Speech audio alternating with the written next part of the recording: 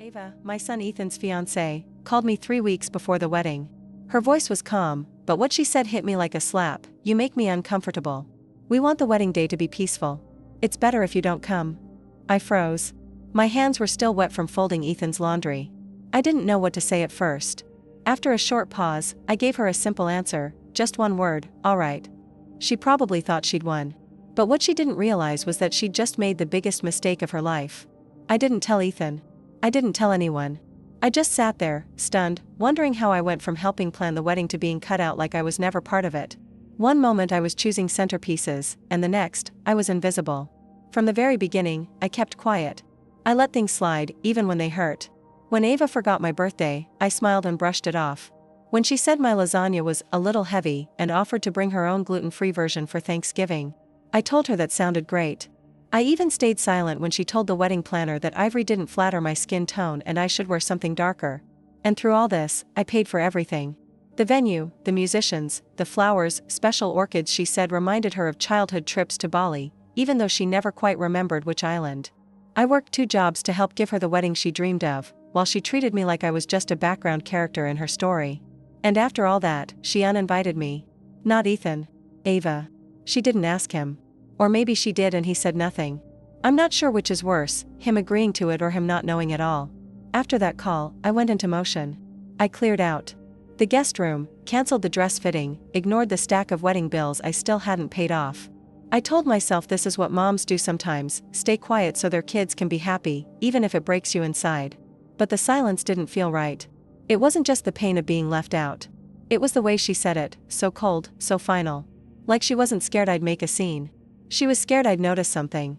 That night, after the house was quiet and the dishwasher was humming in the background, I opened my laptop. Not to snoop, I told myself, just to feel like I still existed in some part of this wedding.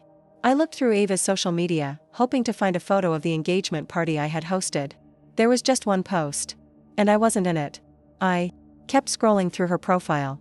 It was all carefully staged, smoothie bowls, beach pictures, captions about living your best life. But then I found her older posts, from before she met Ethan. Her face looked the same but softer, more natural. Her smile actually looked real. And that's when I saw it. A photo of Ava in a white dress, not quite a wedding gown, but close, standing next to a man I'd never seen before. They were outside a courthouse. The caption read, "Forever starts today." The post was 3 years old. My heart dropped. I clicked the man's username, David Santiago. His account was gone, maybe deleted, but the tag still showed his name. I scrolled back to the photo. Ava looked younger, but it was definitely her. Same eyes. Same smile. But different somehow. She looked genuinely happy. His arm was around her waist, and they stood close like they were made for each other. I searched for more pictures of them together. There were a few. All from the same time period.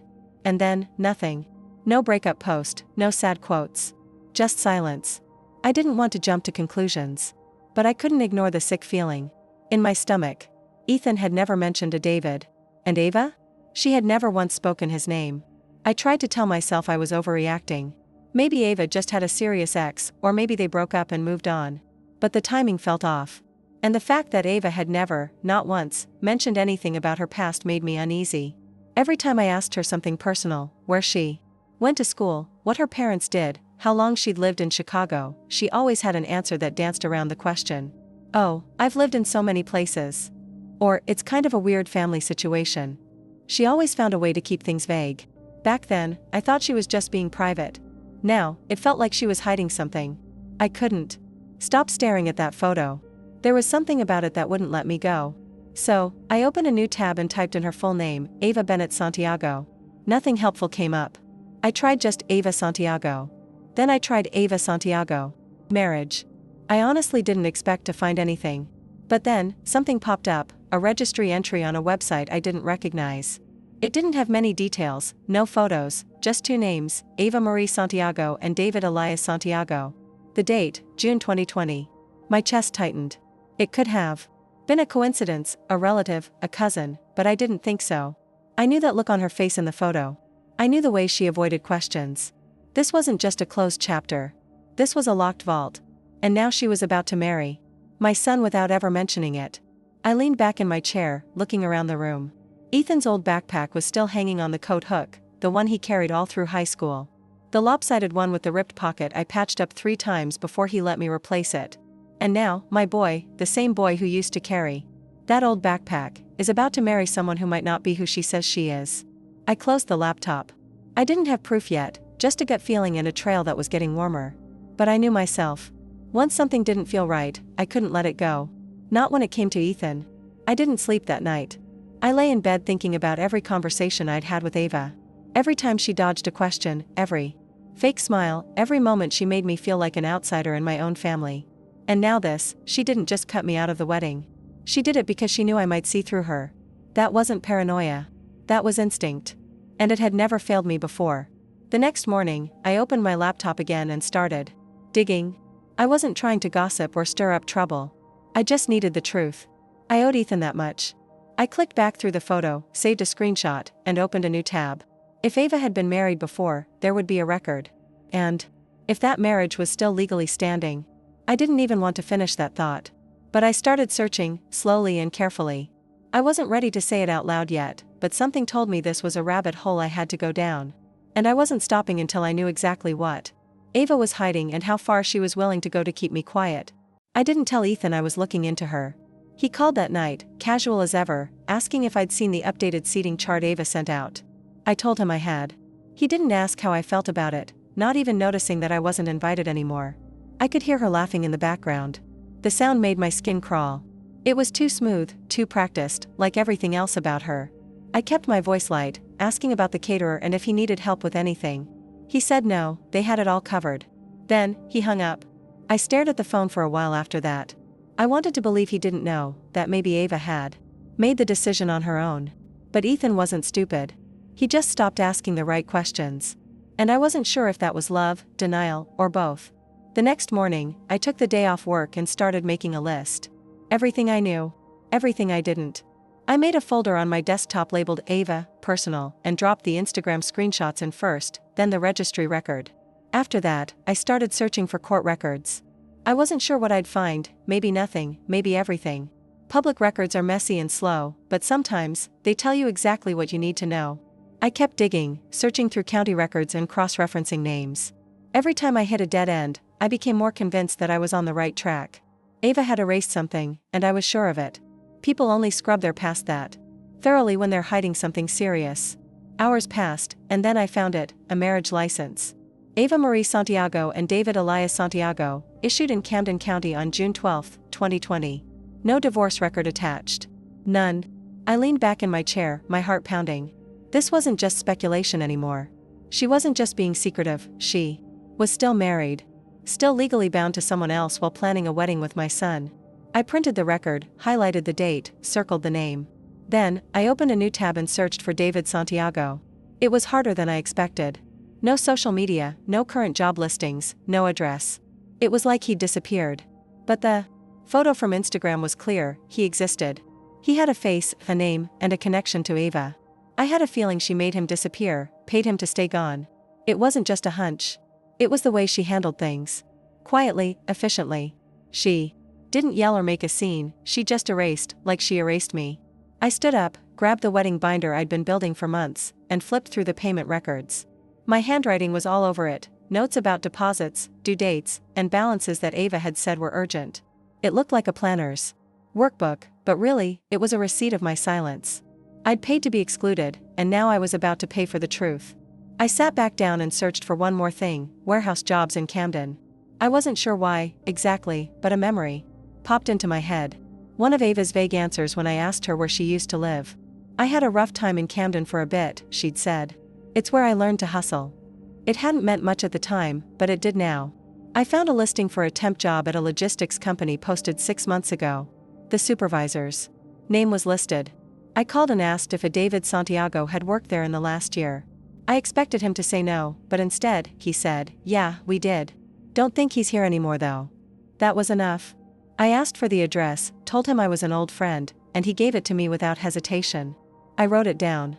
I didn't know what I'd say if I found him. I didn't even know what I wanted him to do. All I knew was that if he was still legally tied to Ava, Ethan deserved to know. And I wasn't going to sit back while he married a stranger with secrets piled higher than the centerpieces she'd picked out. I folded the court record, slid it into a manila folder, and grabbed my keys. If David Santiago was real, and if he was willing to talk, then I was driving to Camden in the morning. And if he wasn't, if Ava had buried him so deep that no one could find him, then I'd know exactly what kind of woman my son was about to marry. Either way, the silence was over. The drive to Camden was 4 hours, mostly highway, mostly flat. Too much time to think. I didn't play music. I didn't call anyone. I just kept one hand on the wheel and the other on the manila folder resting on the passenger seat. Inside it, the marriage license, the Instagram photo, a printout of the warehouse job listing, and a sticky note with the name David Santiago scribbled in block letters. I didn't know what I expected to find. Maybe a guy living in a nice apartment, remarried, moved on, confused about why some woman from Chicago was knocking on his door. Maybe someone who'd lie for Ava. Or maybe no one at all. I'd been down enough dead ends in my life to know how to drive straight through them. But I also knew what it felt like when something was real. And this wasn't a dead end. This was a crack in the wall. The address I had led me to a duplex. Half-painted windows, fogged over. The "For Rent" sign was peeling on the door, and I parked across the street. I checked the number twice, then walked over with the folder in my hand. I knocked, once, then twice. I heard movement, a pause, and then the door opened just enough to reveal him. He was in sweatpants, unshaven, and wearing a hoodie pulled up halfway. He looked like he hadn't stepped outside in days, but it was him, David Santiago. I recognized him from the photo. I could have picked him out of a crowd. "David," I said. He didn't nod, didn't answer. He just looked at me like he was waiting for me to give him a reason to close the door. "My name is Sarah," I said. "I think we need to talk." Still nothing. I held up the folder. "It's about Ava." That got his attention. His eyes flicked to the folder, then back to my face. I saw it, recognition, panic, then resignation. He opened the door wider. "What do you want?" he asked. "To talk," I said. "Just 5 minutes." He stepped back and let me in. The place smelled like instant noodles and old carpet.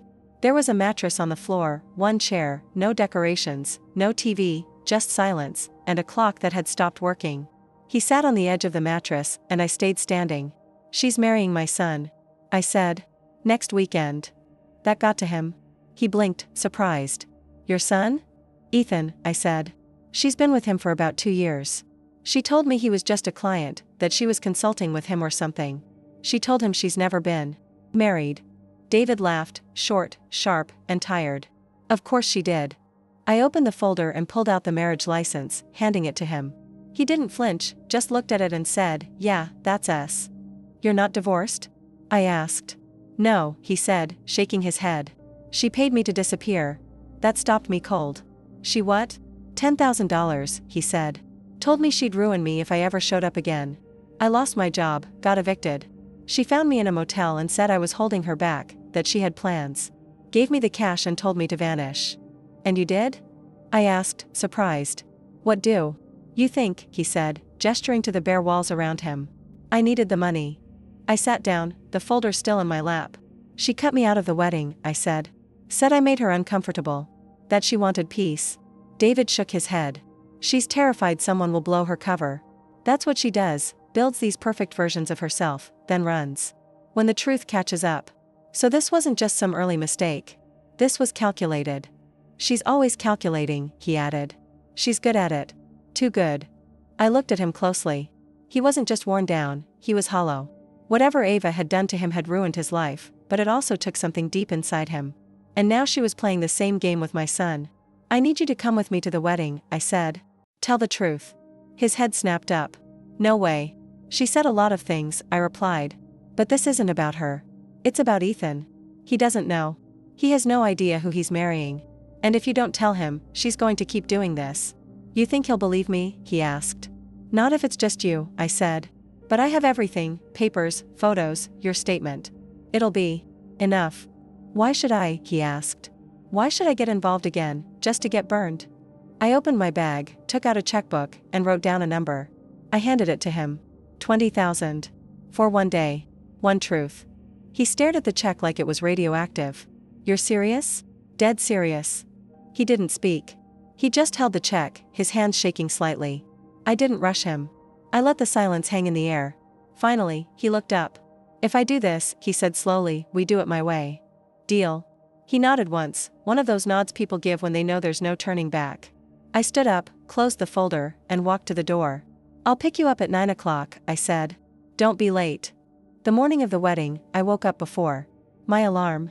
I didn't eat, didn't drink coffee, I just sat at the edge of my bed, staring at the dress I'd planned to wear before I was uninvited. It was simple, navy, tailored sleeves, just long enough to feel elegant. I hadn't bought anything new. I couldn't stomach the idea of spending $1 more on this disaster. I pressed the hem smooth, zipped it up, and looked at myself in the mirror. I didn't look angry. I looked resolved, like a woman who knew exactly what she was about to do and why it had to be done. At 8:57, I parked outside David's apartment. He was already waiting outside, wearing a wrinkled dress shirt and the same worn shoes he'd had on 2 days earlier. When he got into the car, I handed him a tie. Borrowed it from my neighbor's kid, I said. He nodded, but didn't speak.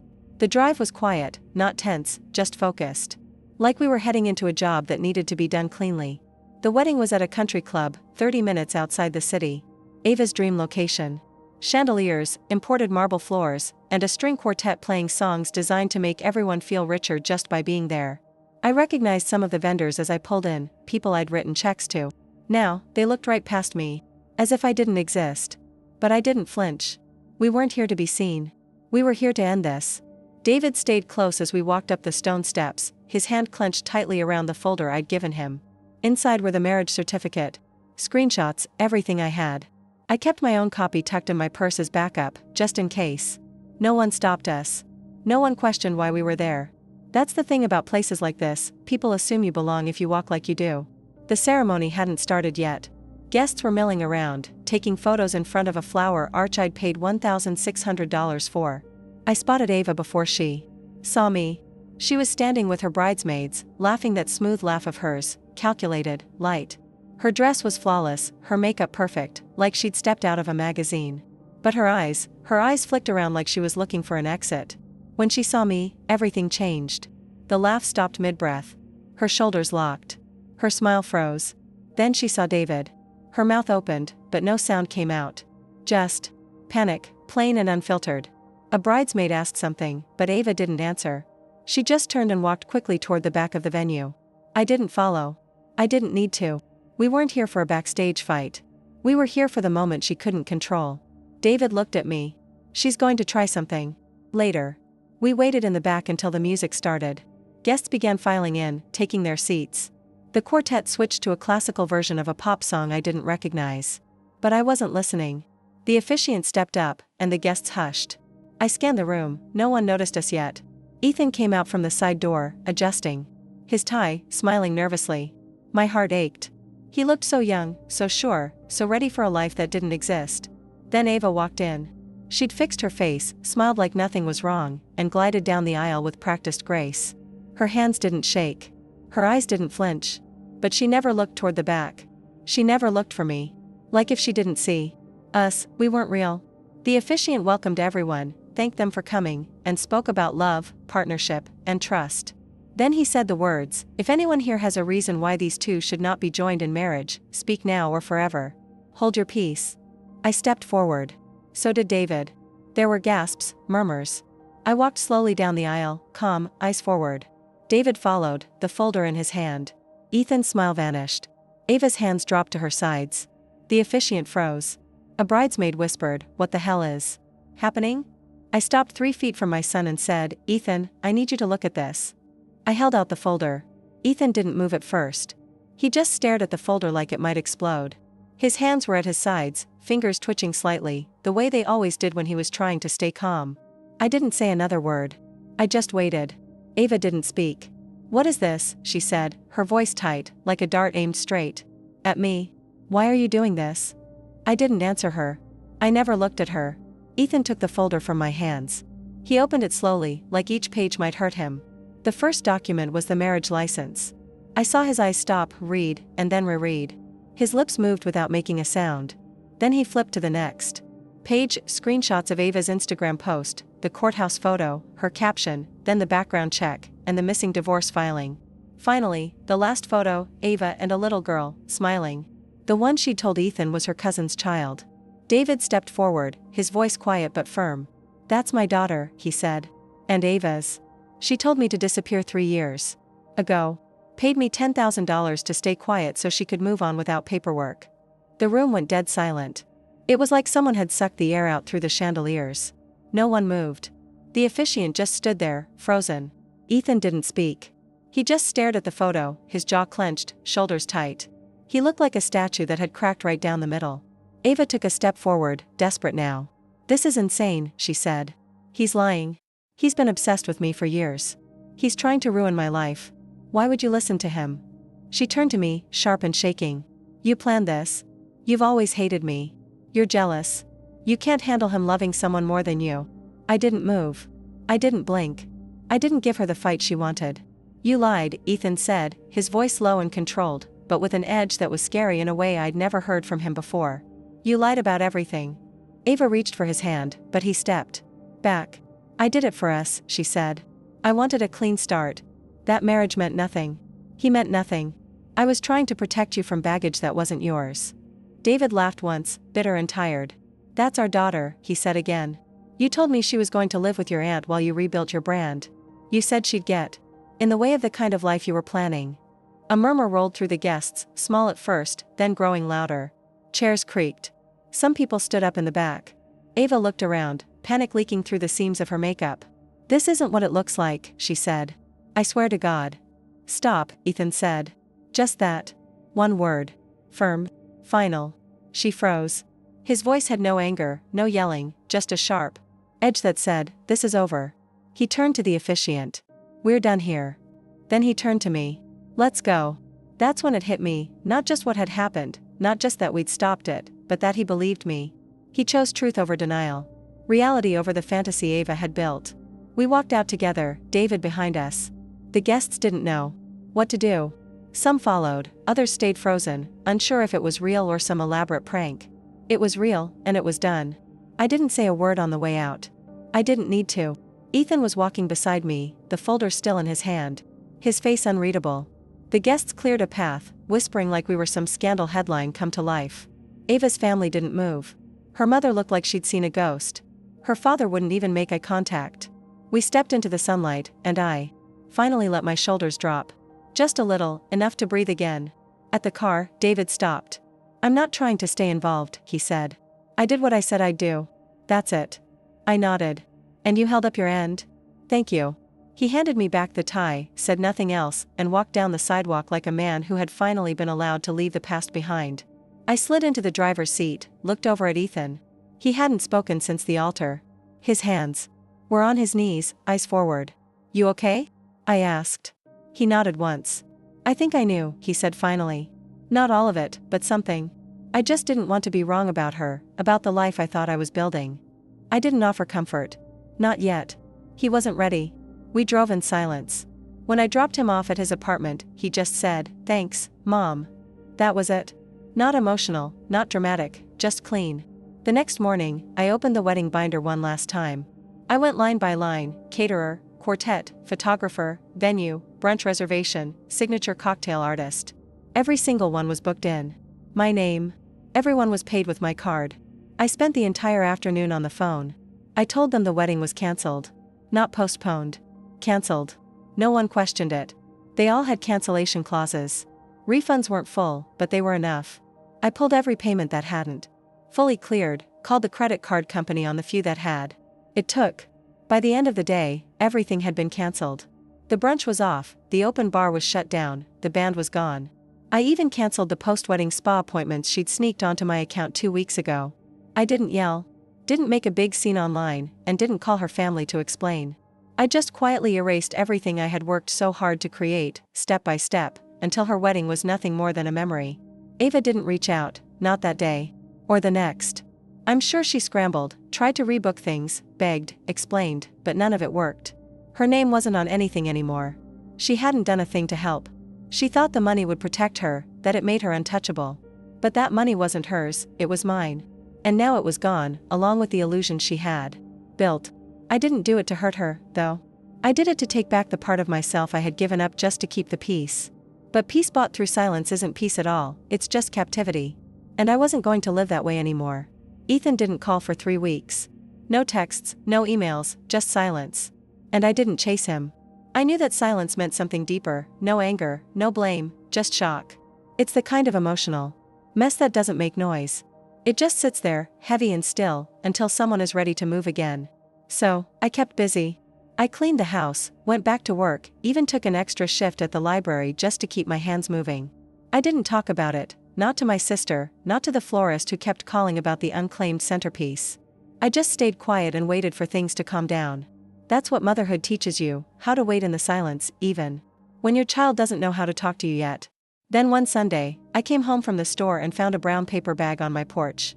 Inside was a container of my favorite chicken soup from a deli across town. No note, no name, but I knew who it was from. A week later, I got a text. "Do you still have my old toolkit?" I did. I left it on the porch. He came by after I had gone to bed. I heard the screen door close and the steps creak. That was it. Nothing more.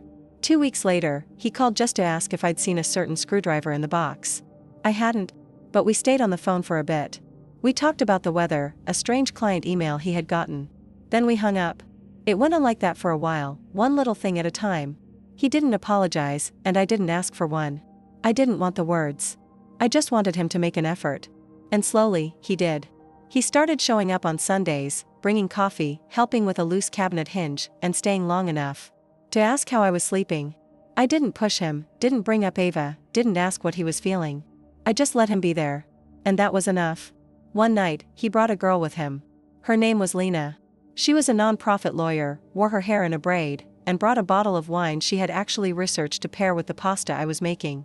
After dinner, she helped clear the plates, wiped down the counter, and asked about the photo of Ethan when he was in 3rd grade, still hanging by the fridge. She looked at him when he talked, not just to seem like she was listening, but to actually hear him.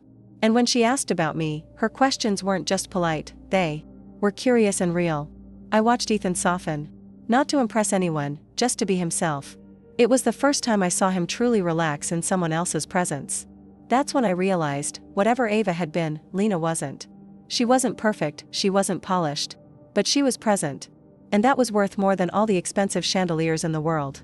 They got married in my backyard, no stage, no fancy chandeliers, no imported orchids. Just folding chairs I borrowed from the church down the street, a string of lights from the garage, and a white sheet hung from the porch railing because Lena said it reminded her of summers at her grandmother's. Ethan built the arch himself, sanded it, stained it, hauled it across town in a borrowed truck. Lena wore a simple dress, no train, no veil, no designer label. She walked barefoot across the grass and smiled at me like we were already family. I made the food, poured the wine, baked the cake. And for the first time in a long time, I felt like I was home. The cake was cracked at the edge and had a lopsided top layer, but no one cared. Their vows were handwritten, short, a little messy, and honest. No fancy words or metaphors, just simple stories and promises that didn't sound rehearsed. When Ethan turned to me before the ceremony and asked, "Will you walk me down the aisle?" I almost couldn't move. Not because I was surprised, but because, for a moment, I didn't think anyone would ever truly see me again. We didn't mention Ava. We didn't need to. That chapter was closed. Everyone there knew what this day was really about, not perfection. Not appearances, not control, but love. The kind that bends, that waits, and quietly fights when it has to. After the vows, Lena took my hand, looked me in the eye, and said, "Thank you for raising the man I get to love." There was no swelling music, no slow motion shots, just those words. That simple sentence made everything worth it, the fight, the silence, the long drive to Camden, the crash. Not because I've won, but because the truth finally had a place. At the table. Later that night, after everyone had left, I sat on the back steps in my bare feet, drinking leftover wine from a mason jar, and listened to the quiet. Not the empty kind, but the earned kind. The kind that comes after something real. I never got a thank you card from Ava. I haven't heard from her since, and honestly, I don't care if I do. She's just a footnote now, a woman who tried to rewrite the truth and got erased by her own edits. Ethan's happy. Lena's real. And I'm not just a mother anymore. I'm the witness, the survivor, the proof that love doesn't mean silence. That peace can be loud if you fight for it. The right way. And sometimes, the best revenge isn't being right, it's being remembered. That's it for today. What would you have done in Ava's place? Drop your thoughts in the comments, I love hearing what you all think.